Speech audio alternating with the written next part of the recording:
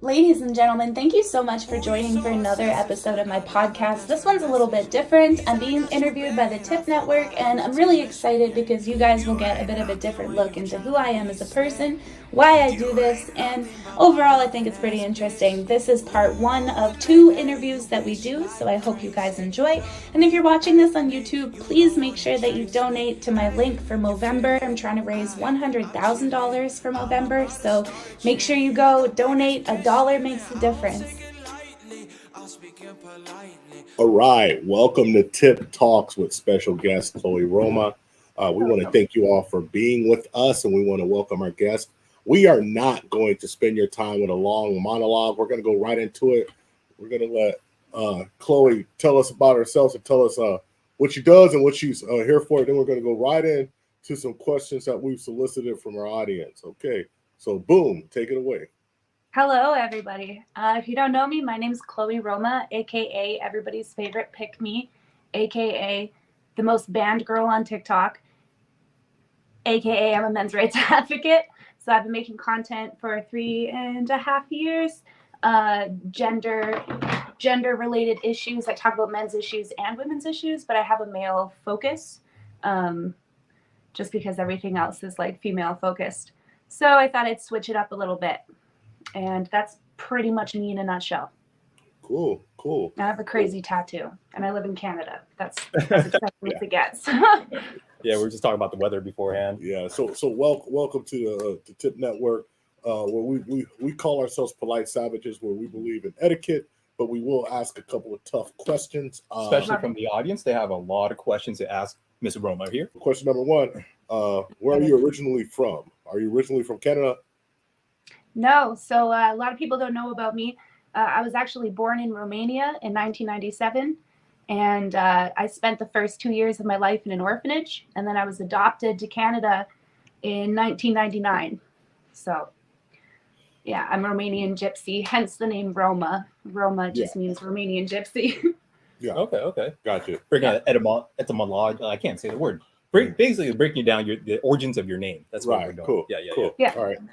So, as I said before, I just want to give a little backstory of how this came apart. So I get a message today, and the message says, "Hey, do you want to do an interview with me?"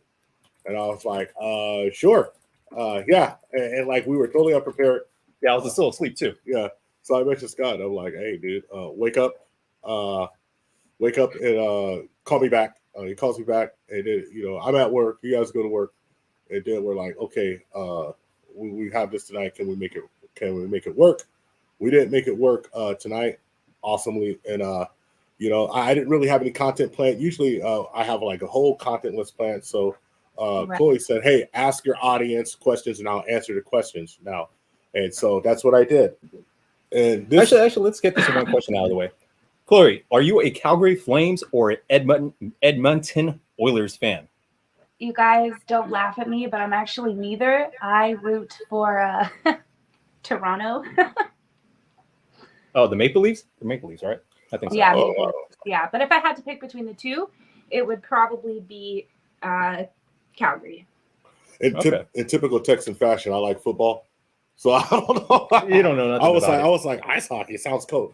All right, this is the first question from a self-made, and he is a content creator and been around to a lot of places, and it's an interesting question. So he says, Canada and the United States are two different societies, one being capitalistic, the other socialistic.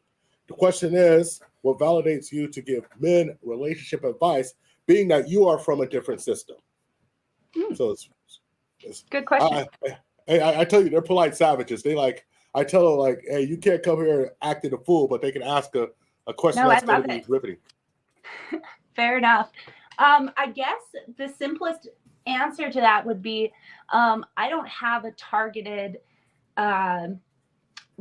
demographic placement wise, like country wise, right? I don't just dedicate my message to people in the UK or to people in Canada or to people in the US. So I think the people, I don't really feel like that necessarily matters, because whoever picks up on my content and whoever feels like they vibe with it, no matter where you're from, it just kind of is what it is. But I think overall, what validates me to give men dating advice is, I guess, just like history. So, you know, in the past, growing up, I grew up around a lot of guys, and I was just super close with them. And this stuff definitely just goes way back. You know, I used to help them write their apology letters to their girlfriends. Used to get in fights with their girlfriends who would put their hands on them. You know, so this stuff just kind of goes back for me. And you know, I've seen my advice work. I've also seen it not work. But for the most part, I feel like my advice has always clicked with people way back from when I was a teenager. So I just feel like I'm just going to do it no matter what. And if people don't like it, that's okay. There's tons of other people who give relationship advice. That was a full-throated answer. That was cool. Sorry. Cool. And I just seen these questions just now. So like I see the questions like a half an hour before we started, and I was just putting them out. And so I like them. I was expecting like, do you have a penis or things like that. That's a top Googled question about me. Is Roma Army a man? Damn. Yeah. I think they'll be letting you off easy if that's the only questions they're asking you. So. Well, I mean, hey, look, if y'all want to super chat that, you can, but you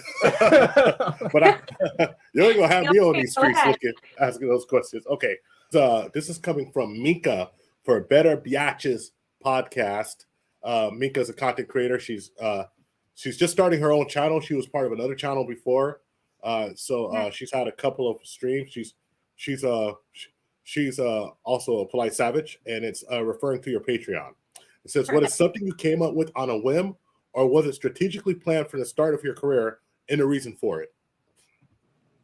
Referring to your Patreon. Yeah. Was it something I came up with? Oh, was my Patreon something that I came up with on a whim, or was it strategically planned? Oh, okay. So I didn't actually know what Patreon was, nor did I like blow up on purpose. To be completely honest with you guys, I never even used to think I was funny. I was a single mom to a 2-year-old at the time, piss fucking poor, super poor, in post-secondary for disabilities and FASD. And one day I just made a video completely unrelated to men's issues. It was about a fire drill happening, and it just blew up on TikTok. And I was like, shit, am I funny? So I started just making random videos like that. And then I saw a video of a girl saying that it was like something along the lines of like, if men want to stop dying at such a high rate, then they just need to like follow women's lead or something. It was just something ridiculous. So I made a video about it, and I was like, this is the stupidest thing I've ever heard. And from there, people started tagging me in people's content because they just wanted to hear my opinion. And then I got asked to make a Patreon. So I looked it up. I made it. And thankfully, due to that, I am no longer piss poor. And I'm able to provide for myself and my family. And yeah, so definitely not strategic, but a huge blessing, that's for sure. Okay. I gotta salute that, because becoming a content creator is participating in the creator economy and getting financial freedom in this way where you're making your passion into not only your purpose, but it's a sustainable living for yourself and your family. So I applaud that. Like, I'm all about that. Grover's all about that too. So we're always talking about business, especially in the background, and especially onto with other people. I'm about business. I'm really about freeing yourself from, like, because even though I still work, I own a business besides working, and I do this. So I'm about freeing yourself from any one stream of income, because doing that makes you very susceptible to like whatever's going on in the world. Right. So I do think that was a pretty great question. Yeah. From Mika. Your content is, and this is a question I just came up with. Your content is very short form. It's like edited, but it seems like it's like the edits are like, it almost looks like it's done inside. And if it's not, I apologize, but it has its charm. It almost looks like it's done like on an iPhone. And you're just bam, bam, bam, bam, bam, and putting it out. Yes, sir. How did you come up with that technique of doing that? That's me from a content creator, because like I know, like I try to do TikTok like that, and it never comes out. Like this is kind of like the thing I can do best. It's like sitting here and talking. And so how did you come up with that style? Before I go to the next question. I have no idea. It kind of started with me like kicking in my bathroom door, and just being outrageously loud in the mirror. Don't really know why. And that's how I then- discovered your content too. Yeah. Pardon? And you in the bathroom. You in the bathroom. That's how I discovered your content. You're like blown up at that stage, and I was like, oh my god, this girl is just showing that content creation can be done in the bathroom, and basically succeed. Because if you're scrolling TikTok and you just see someone talking in your face, okay, it is what it is. But if you scroll a video and bam, someone's kicking the door open, I'd be like, okay, what is this person talking about? Right. But I think at the end of the day, the reason why, and I'm about to kick up my podcast again, and I have changed like some style of how I do my videos, but for the most part, the reason why it's on my iPhone is because like none of my content except for the no dick is planned. All of it is done just on a whim. So I'll sit there and I'll record, and then I'll think, and then I'll record. You know what I mean? So that's why my content comes across like that, because I just think of something and I go for it. I don't even know. I would be a really shitty stand-up comedian because I can't write things out. I can't script things. I'm just way better on a whim. So you don't have a process at all in the beginning of like what inspires you to all of a sudden turn the camera on and start creating content? Does it just come like do you batch record? Do you have like a bunch of different ideas and you work down the list, or just whenever the idea starts to fancy you? It's kind of just whenever. There are some times where like for example, the lethality screening video that I did, helping men screen themselves for whether or not they were at high risk of being do I have to censor my language here? No. Oh, okay. Whether or not, if they're in an abusive relationship, assessing their risk of being killed by their female partner. That one, I was like, I don't know, I was putting one of my kids to bed, and I like thought of it, so I wrote it down in my notes because I couldn't do it right then. And then, did the proper research for that one, because obviously that one's, you need to be a lot more factual with that. So, actually, for the most part, I just don't plan. I just kind of, it's TikTok. I just use TikTok to film it. It's just easier. Cool. Yeah, and straight up killing it. Like, TikTok's a difficult platform. The first video I made, for us, especially for men, man, they are like down on us with a hammer or something. They just do not want us to TikTok succeed. got us like a strike or something. Yeah. It was like, don't do that again. I was like, oh, here's a viral view or viral video, and all of a sudden, you're gonna get banned if you keep going down this route. Yeah, it's insane. I lost track of how many times I've gotten banned from TikTok. I used to be at 2 million, and then I've made it back up to 1 million quite a few times.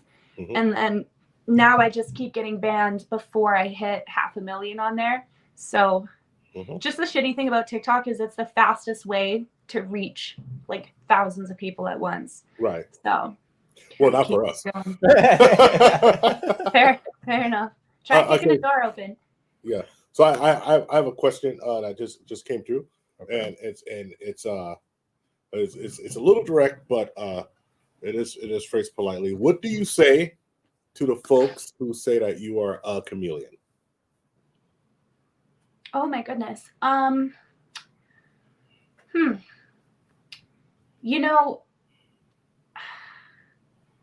get it. I get the apprehension. Because at the end of the day, it's not normal. It's not atypical. It's not really what you see. You don't see a lot of women, talking about any issues that aren't like feminist related. And that's just kind of because like that's how society wired us. And so I assume, whenever I see a guy that's like a hardcore feminist, I'm side-eyeing him too. I'm like, are you secretly a weirdo? What's going on? Because it's just not typically what you see. But at the end of the day, to those people, I'm never going to stop. Like, I'm going to do this probably until I die. And I think chameleons are really good at copying, repeating the same stuff. And I feel like I've added like many, many, many new ideas into the men's rights community in itself. So I was just, what other people think of me really isn't my business. So I don't know, either give me a chance or fuck off. I don't know. Okay. Yeah, you've definitely been the microphone for men's issues. And it's I know like the chameleon gets thrown, the word chameleon gets thrown around a lot, but not many women speak up for men. So it's kind of nice to have the women say it because it seems like it has more impact on women when women say it. Right. I mean, I just always think like you said, it's atypical, and so and so if it's atypical, and people are going to look at it a certain way, and and first of all, I'm very cynical. Scott is he's very optimistic. I'm optimistic. He's He's young. A little bit both. He's young, he has a young face. I've been beat up by the world. I was born a lot of years before him when basically things were probably I can recognize that things were a little different when I was coming up, right? So I always just look at it and say, listen, every time I see anybody do anything, I think of like, what's their angle? What are they getting paid? What are they doing? And so I understand why people would say, oh, you know what, this is for this could be a chameleon or a thing like that. But I mean, yeah, but it is what it is, and so, but I would say this, and I would say this to anyone: if you're here to do business, you're here to do business. So I'm not mad at somebody who's here to do business, right. I'm not mad at all. But I will say that if you're just always just tell me you're here to do business, and that's all I care about. So if someone says, hey, I'm coming here out of my heart, and this, not that, and this, I'm like, hey, cool, that's awesome. If you say, hey, I'm coming here and I'm here to make money, I'm here to do business, I'm like, hey, cool, that's it. Right. So I got another. I do know that like I always wonder, how did you come to this position? Like I know, like how did you start making content? How you kicking in the door? Which, by the way, when you used to come in the bathroom kicking the door, I'm like, why is this woman in the bathroom spazzing out? But I always thought it was funny. I thought it was genius to catch someone's attention. But But as far as the men's right issue, and I ask this question sincerely, was there anything else that happened in your life that brought you to this position, or like, because it's atypical. I just have a hard time thinking like how, because I sense a passion or a reason behind it, and for me, I always try to look for the why. Fair enough. I've thought about this for a long time because people have asked me for years since I started, why do you do this?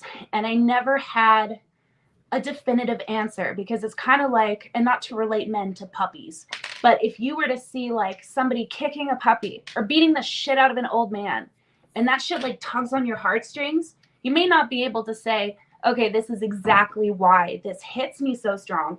It's just something that hits you. But through really the last year doing therapy, go to therapy, guys, doing a lot of therapy work, I realized that a lot of it comes from just my story. And so, just to kind of break it down super simple, because I've had a long life, after I was adopted from Romania to Canada, my adopted mom was like wildly abusive, like wildly. And my dad, he was a architectural engineer, so he worked tons, made a lot of money, gave my mom the opportunity to stay at home, raise her kids, adopt 2 other kids, and she still was verbally abusive, physically abusive, absolutely heinously abusive to me. She was just terrible. She was a Becky. She was definitely a Becky. Was the type of woman who, would have tried to kick him out and say, you're never going to see your kids again, even though he spent his whole life providing for her. So, my mom had a big part in it. Growing up in social services had a huge part in it.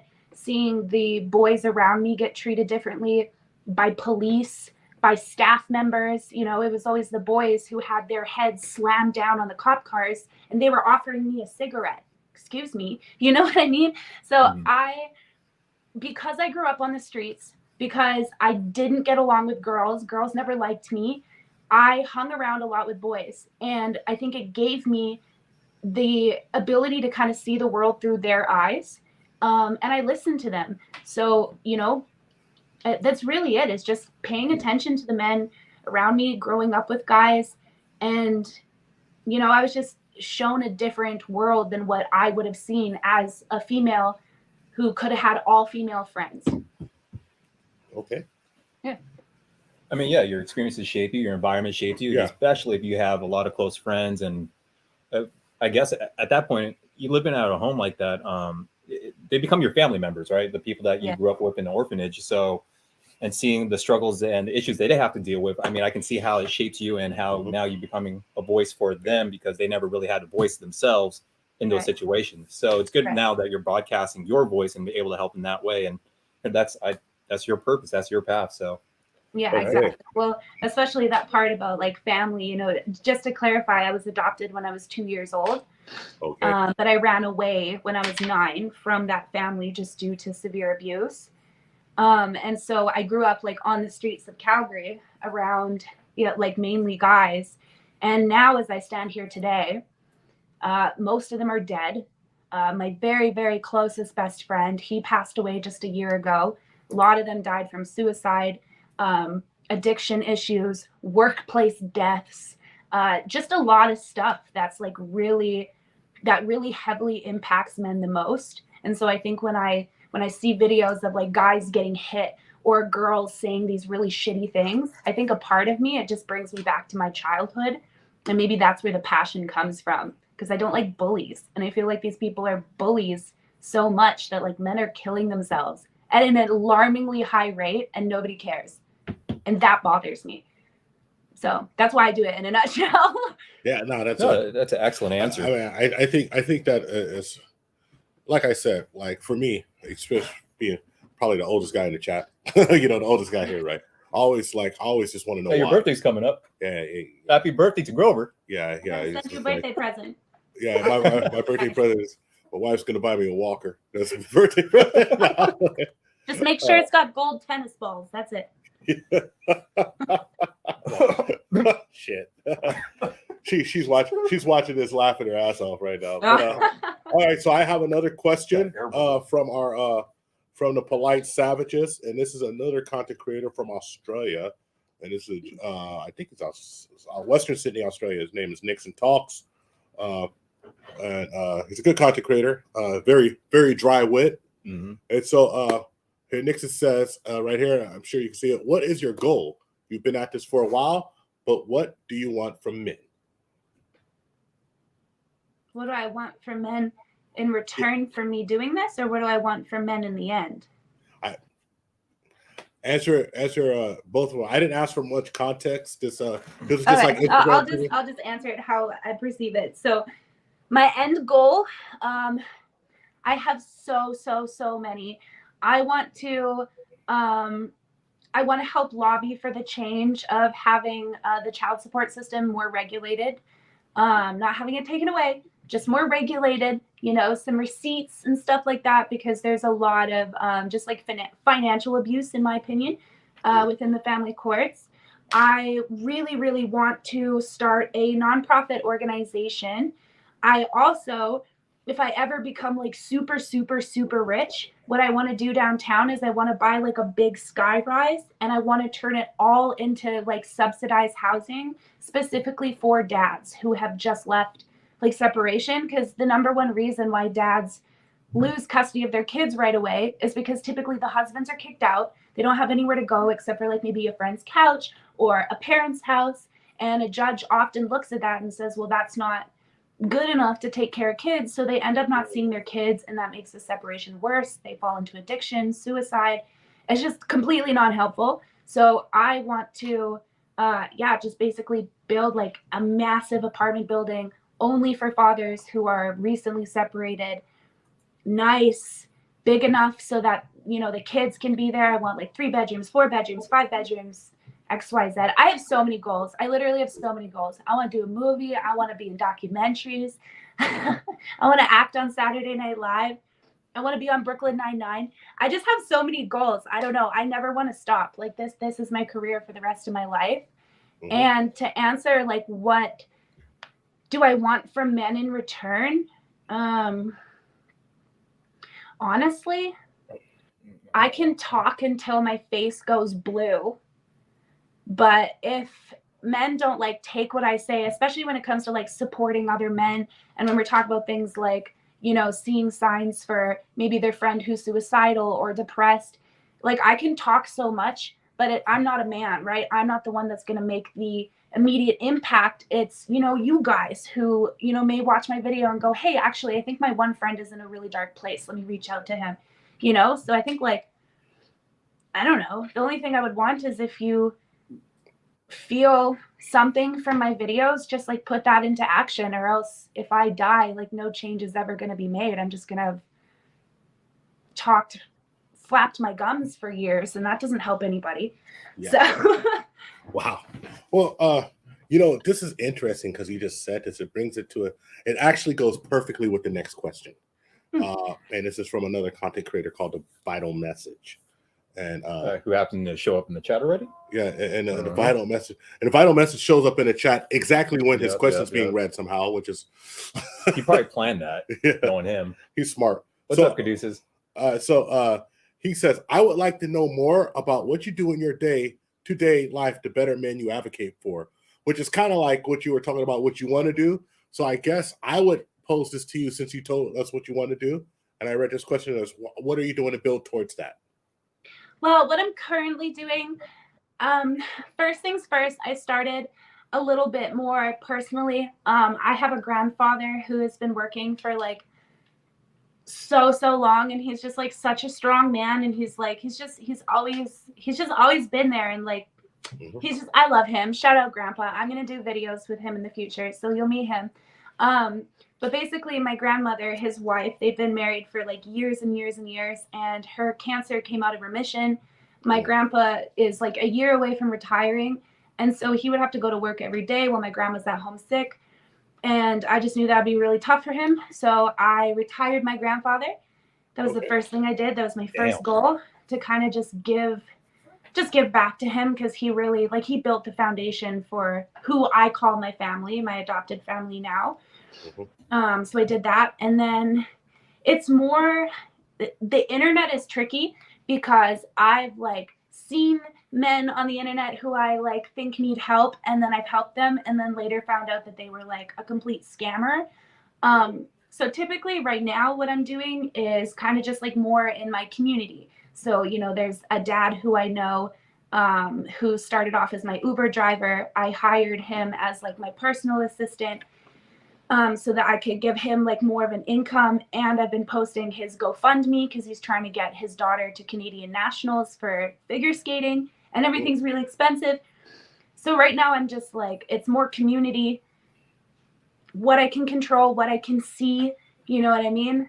And then 2023 is going to be a big year. I think 2023 is when I'm going to register for my nonprofit and get my passport and travel. Oh, passports. Okay, so that's awesome. There was a question. There was a question I was coming up with, but I got caught up in a minutia. Oh, yeah, I do have a question, right? And I just want to close the gap because earlier you said that you left your foster parents at 9, went to the streets of Calgary, and then you're talking about your grandfather right now. So did you get adopted by another family after that? And so, or was there? Yeah, so my life is so complicated. So you guys are like, this is like the first time I'm talking about this publicly, so this is pretty crazy for me. So well, hold on. Before you say anything, I totally appreciate that you're even chatting with us like this. I want you to know that we're very appreciative of your time. Oh yeah, very much so. Oh, I appreciate you guys as well. You've been nothing but professional and kind. So I'm just getting over a cold, so I'm a little sniffly. So I was born 1997 in Romania, sat in an orphanage until I was 2. January of 99, I got adopted to a white family here in Canada. When I was 9, I ran away from a Safeway while my mom had her back turned. Social services took me in, where I stayed until I was 12. When I was 12, I met the woman who I call my mother now, and I met her family. They were going to adopt me. However, a year into the adoption, her husband decided, no, they weren't going to do it anymore. So back to the system I went. She maintained a relationship with me. Her dad, who I refer to as my grandpa, and her mom, my grandma, you know, they worked tirelessly for years and years and years to stay in contact with me, even at times when I didn't want them to. And they've just always been there for me. So she's divorced from him now. Everybody's an adult now. So we're actually going through with an adult adoption, and I will legally be a part of that family soon, and I'm so excited. Wow. Okay. You're never too old to get adopted. You're never too old to have a family, guys. Remember that. So it makes total sense now, and also like I think that's first of all, whenever I hear people doing, since I'm older, whenever I hear people doing stuff for older people, hopefully Scott will make sure retire me one day. We're doing a couple old people things already. Yeah, I can go to sleep early. Go to sleep early. Not have enough energy. Make sure you get it with prune juice in the morning. Oh yeah, no, he eats prunes. Straight up, hold it, dude. What the bro? I will beat you. Yo, you can't expose him like that. What are you doing? It's okay. They're his prunes. Well, they're his. Straight up prunes. He got prunes right here. I just want everybody to know that I hate this man. We need an affiliate link right here. hey, Selfmade to Trader Joe's. Selfmade asked me, "Is that elderly abuse?" Yeah, I'm telling you, savages. All right. So let's see. I think I have another one here. We're okay. Hold on. I got another question. This is from Mika from the Better Batches, and so all right, this is interesting. The ladies are hard, dude. Ladies are hard. So, do you think that men's rights activists from the past generations fell due to the sexualization of the movement? And if so, do you think that your actions may have the same effect of tarnishing the men's rights movement? Mika, Better Biatches. It's a compound question right there. Yeah. I hear a bit of an echo. Do you hear that, or is it just me? There is a little bit of an echo. Let me see. Okay, yeah, I don't know if I don't hear it anymore. Okay. Okay, well, first things first. The breakdown of past men's rights advocates 100% did not break down due to sexualization. It actually broke down due to massive targeted harassment from feminists and other like private, I don't want to say corporations, but like kind of. So basically, if you're familiar with Erin Prizzi is somebody who dedicated her entire life to feminism. And then towards the end of her career, she decided to, she saw it was getting corrupt, started to speak on men's issues, opened up the very first men's domestic violence shelter. And she basically got like booted off the map. They were sending bomb threats to her house. I'm pretty sure her like dog got killed and got put on her doorstep. We also look at professors, specifically Murray Strauss. He is somebody who literally invented the instrument that we use all over the world, the FBI, the police, social workers, the instrument that we use to calculate like risk assessment for domestic violence. Murray Strauss invented that instrument and then teamed up with other professionals, really respected professors in the feminist field. They looked over 200 studies and found out that things like the domestic violence rate were being inaccurately presented, the domestic violence rate, and Murray Strauss himself identified 7 different ways in which basically the narrative is being controlled. So where we think that women are suffering from more abuse, even though the domestic rate is 50-50, X, Y, Z. And what he found was evidence that showed that targeted harassment had a huge part in it, refusal to post any of their books. There's a really common thing that'll happen where they will cite statistics that is opposite of the conclusion of the article. It's basically this big conspiracy that's not really a conspiracy. These people are like highly, highly respected. And after they published their article, they as well were like booted out of pretty much the advocate community. So nobody asked them to come speak anymore. The women specifically were targeted. Their universities were being targeted, harassing phone calls. So there's no evidence whatsoever to show that sexualization broke down past men's rights movements or whatever. But if we'll just play off of the idea that it did. One of the biggest issues that I face as a woman is sexualization. And so the answer to changing that is not to cover up and be conservative because, I'm speaking on men's issues and I might distract them. It's not about that. For me, I feel like if I'm going to be a woman speaking on men's issues, it's only fair to make men aware of our issues as well. And just because I do something, I dress a certain way, or I post something, doesn't give anybody permission to disrespect me, to be rude, to harass me.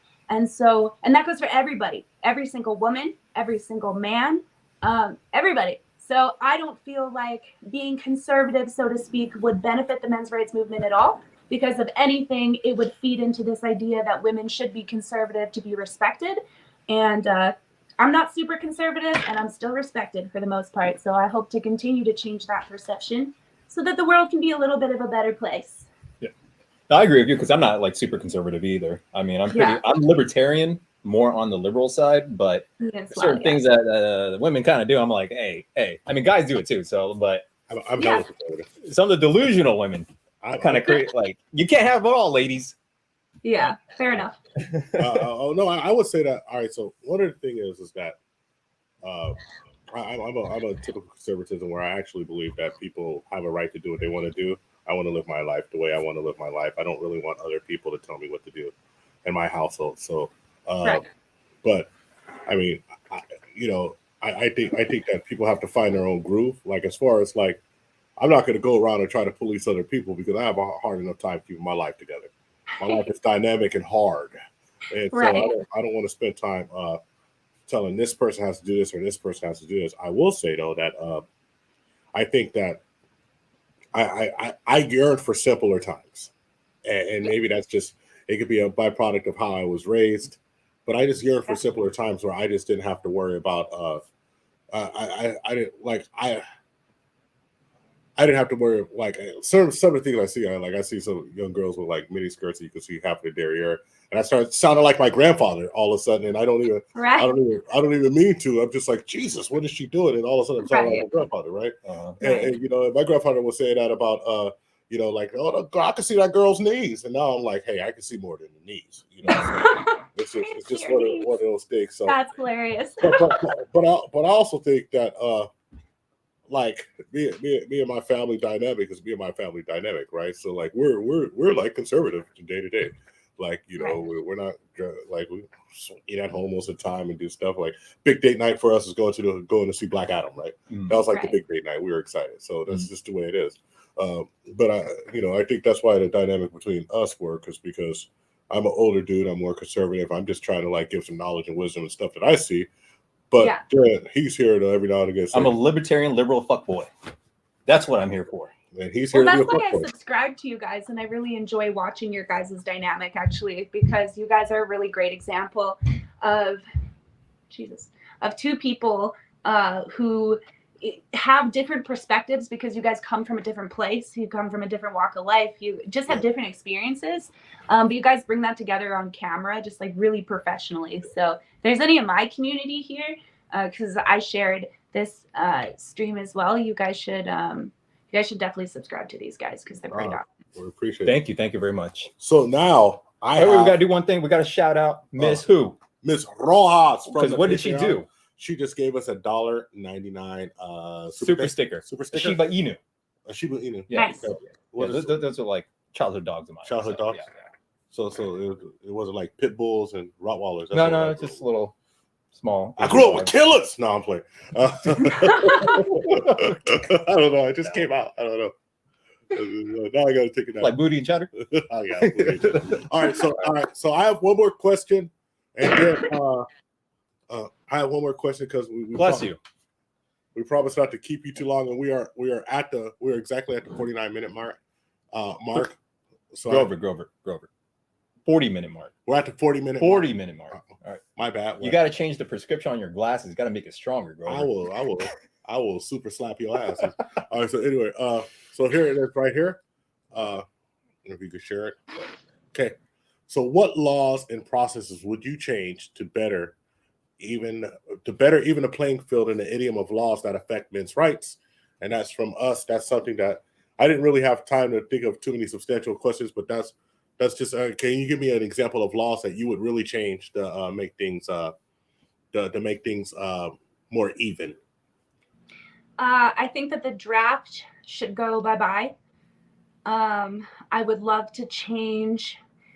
I would love to change the fact that little boys as young as 11 and 12 years old can be sentenced to life in prison in some circumstances, or just obscenely long amount of times. It's just absolutely insane to me, and you just don't see 11-year-old little girls going to go spend 30 years in jail. You just don't see it. So I'd like to change that. I would like to have. I would like to change basically like the policies for therapists. A lot of studies have shown that the reason why a lot of men don't go to therapy, or the reason why they go and then quit, is because they feel like their therapist shares the same values as mainstream society. So the therapist's personal ideas and personal feelings get in the way of that man being able to be vulnerable. So I think that therapists need to be screened for sexism, basically, misandry. Do you think that abuse is a man's fault? You know what I mean? Just real simple stuff that surprisingly a lot of people just flow with. I think child support, like the family courts, is just a huge one. It's a huge one, and it is getting better. Child support, it needs to be re-looked at. Instead of once a year, it should be every 3 months, because people's incomes change. We need to see more subsidy programs and more government support from men, considering like poverty can land you in jail as a father if you can't pay the bills, and it just like doesn't happen for mothers. So those are like 3 right off the top of my head. Okay, so I want to go into each one of them because you kind of glazed over it, but I think it's really good stuff here. So let's talk about jail sentences. Yeah. Well, no, I'm sorry, the draft being gone. So what do you mean? You mean just like no? I don't. Maybe it's different in Canada. We haven't had a draft in the United States since my father was in the Vietnam War in '60. I think he went in '68. Was before, that was BG before Grover. So I don't care about anything else before that. I was trying to be funny. Okay, it didn't work. Yeah, that fell flat. All right, sure. So what would you mean draft being gone? There's lots of countries that still implement the draft. I think Romania is one of them. But I do know, I can't remember off the top of my head right now, but I do know that there are still a handful of places that require men and women, but typically it's men, to sign up right from the age of 18. They have to complete 3 years. And I'm pretty sure that there was some policies back in 2019. Mm-hmm. I think that they were looking at reinstating the draft, just talking about it. And they were just talking about, they were talking about including women into the draft. And one of the guys who was on Trump's team, I can't remember his name, but he made this big tweet and he's like, this is a crime against our daughters. This is inhumane to even think about forcing our daughters to go to war. And they've been doing it to men forever. So yeah, I do remember that specifically because it was a big shindig on my channel. So okay, now you said jail sentences. I just want to clarify. Jail sentences. Were we talking about? You said like you think it's crazy that like 11-year-olds can get life. So would you want to like raise the age for where you can get life? I don't think any 11-year-old should get life. I mean, I think if a child that's 11-year-old kills somebody, it's either an accident or they manipulated. They really need some help. I don't even think an 11-year-old child can defend themselves that way or would have the wherewithal. Even I couldn't, and I grew up pretty rough and tumble. Right. So what are you saying? Like you would like to move the age higher or do away with the death penalty? I'm just trying to get a sense. I don't feel like anybody, personally, I don't feel like anybody under the age under the age of 21, I don't think that they should. I think that there should be an X amount of time that they are allowed to spend in jail. Their brains are still developing. Kids are really easily influenced, especially if they don't come from very straight edge families.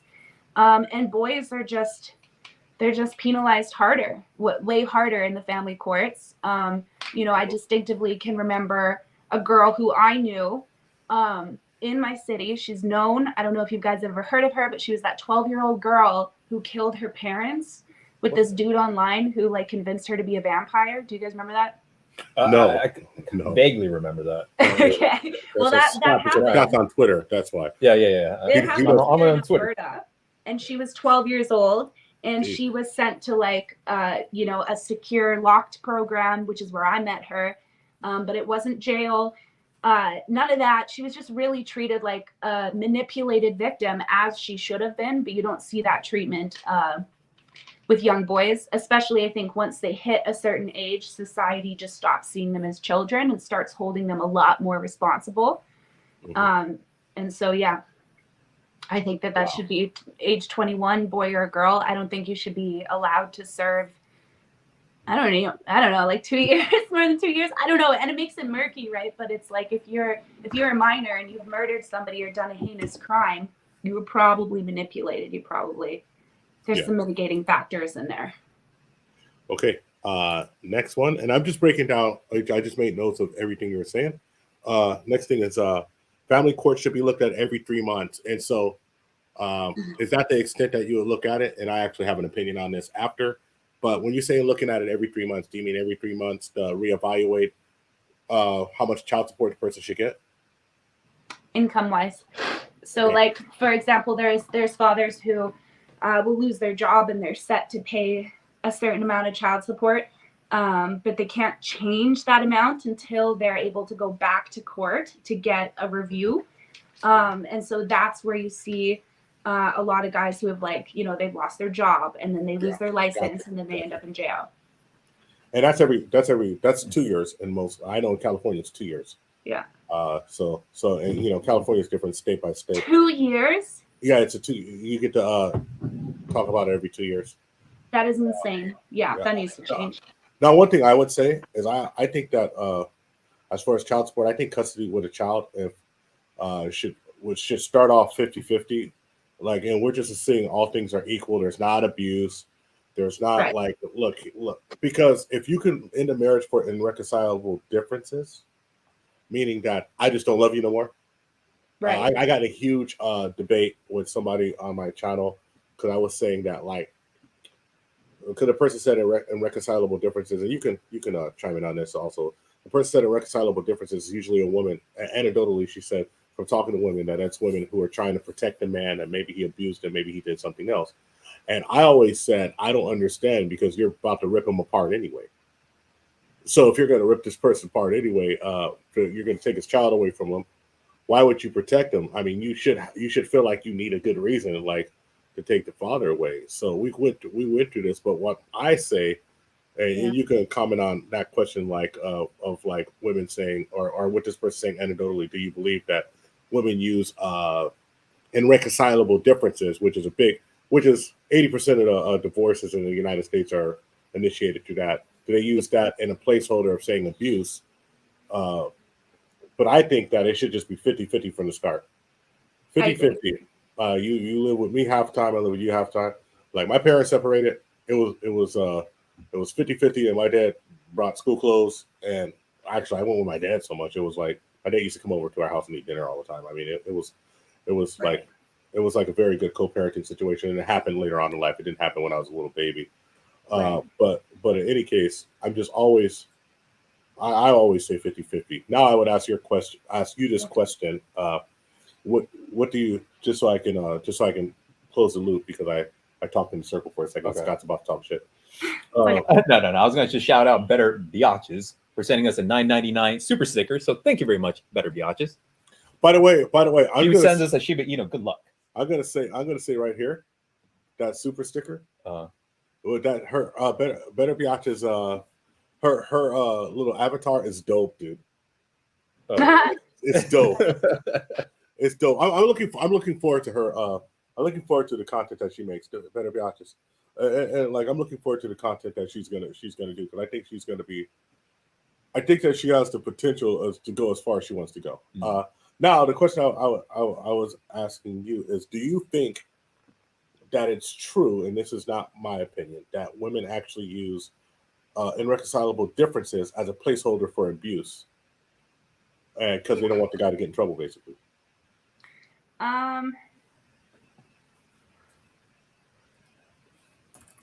No.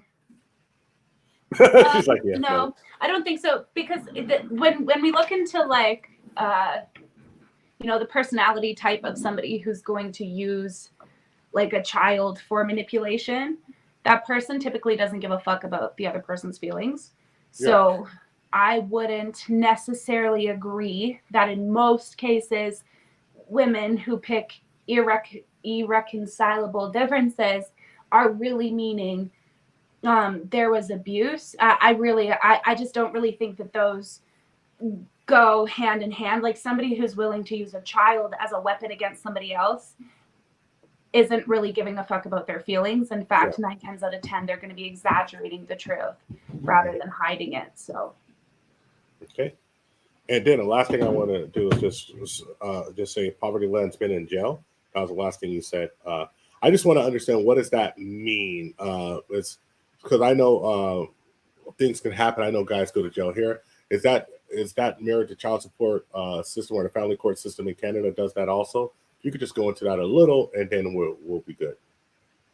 Like whether or not you can land in jail. Yeah, for you said poverty lands men in jail, and I think we were talking about and that was in the context of laws that you would change, and right. so. Right. So what I mean, and it does happen here as well, is for example, a guy will lose his job, or he'll get sick and he'll cut back hours, so he gets behind on child support. And then what that does is it actually flags you for your license, I believe. You get flagged through the registry. And then a police officer pulls you over, says you're not allowed to drive your car. But most men, they still have to drive. They still have to get to work. And so they hop in their car. They get caught again. They get arrested, for driving without a license, if they're caught doing it multiple times, which happens so much. So I think, I think number one, I think the review date for child support needs to be shortened. And I think that there needs to be clear receipts on what it's being used for. Because I know men who are paying for their ladies' new boyfriend's tires.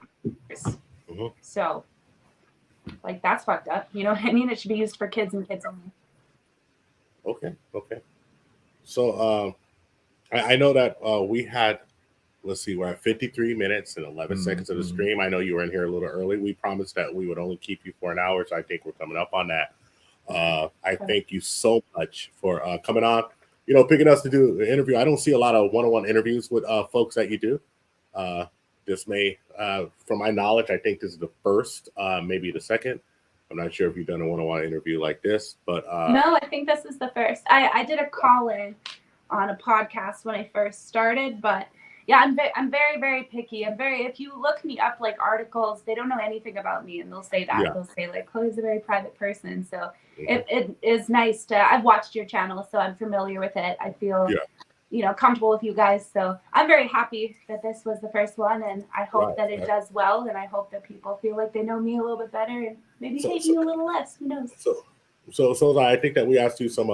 I took questions from folks who were substantive, and I didn't hold back.